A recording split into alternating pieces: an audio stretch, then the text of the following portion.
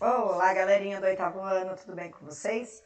Eu espero que sim, comigo também está tudo bem. E hoje nós vamos iniciar o capítulo 11, Linguagem Cênica das Roupas. Será que as roupas falam sobre nós? Será que as roupas nos contam alguns detalhes de como a gente será naquela interpretação?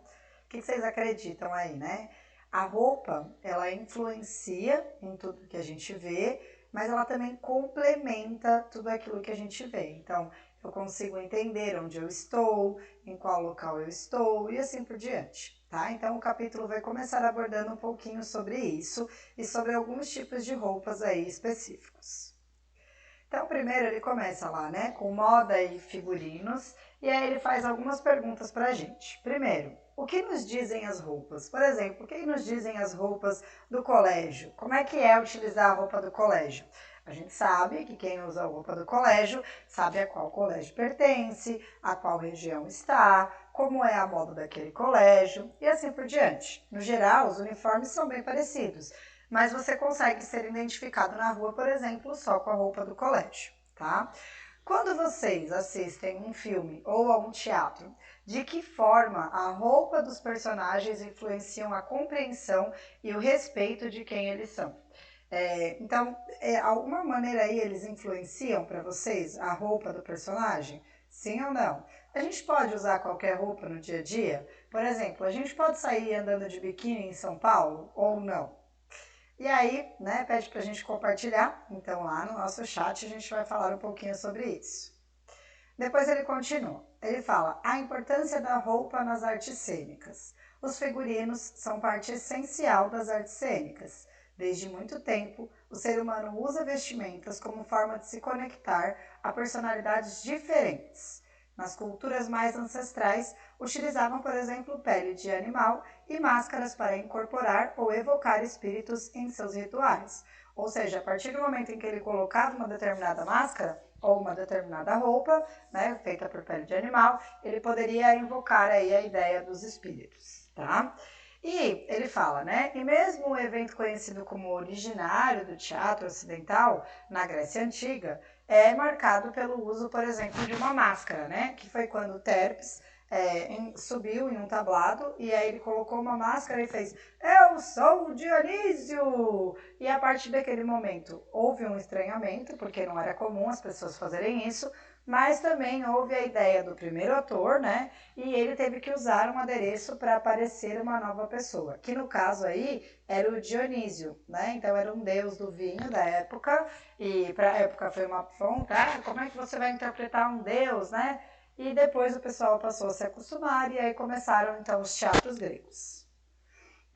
Apesar de a arte teatral estar centrada na figura de atrizes e atores, o figurino complementa e auxilia o trabalho da interpretação de personagens e enriquece a compreensão do que está querendo dizer na cena. Por exemplo, nas danças e nas demais artes cênicas, isso também ocorre. Temos aí dois atores, né? E eles estão utilizando figurinos. São figurinos semelhantes? São figurinos parecidos? Eu acredito que não, né? Inclusive a roupa, o cabelo, a maquiagem são completamente diferentes um do outro, tá? E aí ele fala: observe a imagem, o que os figurinos dos personagens expressam aí para vocês. São personagens tranquilos, calmos, serenos? Eles são figurinos de agora? São figurinos de uma outra época? O que vocês acham aí? É possível ter ideia do contexto em que cada uma deles vive? Que outras ideias podemos imaginar apenas com base no que eles estão vestindo? Então, o que mais que a gente pode saber aí somente com os figurinos deles? E aí ele fala, um bom figurino traz informações sobre personagens, período histórico e local onde a peça ocorre, além de colaborar com a atuação das atrizes e dos atores e com a concepção de diretores com a estética geral de cada espetáculo. Então, o figurino é importante no teatro? Muito importante, tá? É ele que ajuda a gente a entender tudo isso daí. No entanto, é importante que as informações dadas pelos figurinos não ultrapassem aquelas que são reveladas pelo enredo. Ou seja, eu não posso ter um figurino muito espalhafantoso, senão ele vai chamar mais atenção do que o próprio ator ou a atriz. Então eu preciso tomar cuidado com isso. tá? O figurino ele deve sempre colaborar com a construção dos personagens, ele influencia o modo de gesticular e de andar dos atrizes e dos atores e das suas interpretações. Por exemplo, aqui a gente tem uma imagem, né, de um figurino inspirado em Maria Antonieta, que foi uma rainha da França. Notem que é um vestido que eu jamais utilizaria, porque ele é todo cheio de detalhes, todo cheio de coisas, né? A gente tem também a ideia do penteado, é um penteado todo inspirado também na Maria Antonieta, né? E aí ele fala o seguinte: como você imagina que será a postura e a forma de caminhar da atriz que interpreta esta personagem com esta caracterização? Ela pode andar correndo? Ela pode sair jogando handball? Ela pode sair jogando vôlei? Provavelmente não, né? Por quê, né? Ela pode, por exemplo, fazer movimentos bruscos, rápidos e acrobáticos? Ela pode sair correndo como se ela estivesse numa maratona? Provavelmente não também, tá?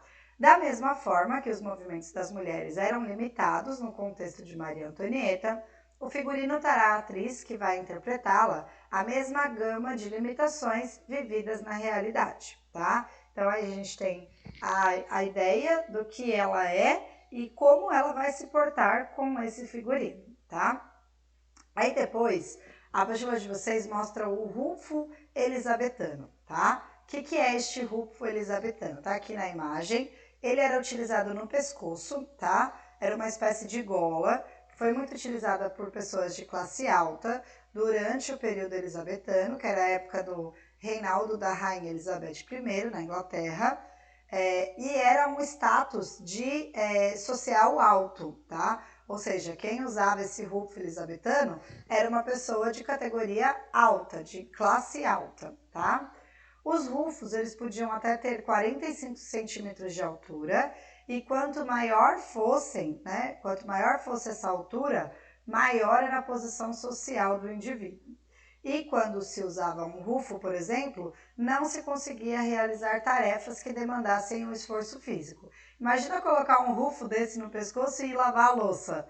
Fica impossível, né? Ou ir passar pano na casa. Também fica impossível, tá, gente? Além disso, esse acessório, ele trazia implícita a ideia de altivez e austeridade. Afinal, seu uso não permitia a quem o usasse olhar para baixo, dando à pessoa um ar superior aos das outras pessoas. Imaginem utilizar isso e só olhar para cima. Nossa, super igual à nossa realidade, né, gente? Só que não. E aí ele fala, né? Imagine uma rainha utilizando um rufo elisabetano e conversando com algum súbito. Provavelmente ela terá tipo um olhar superior aí, porque ela não pode olhar para baixo, tá?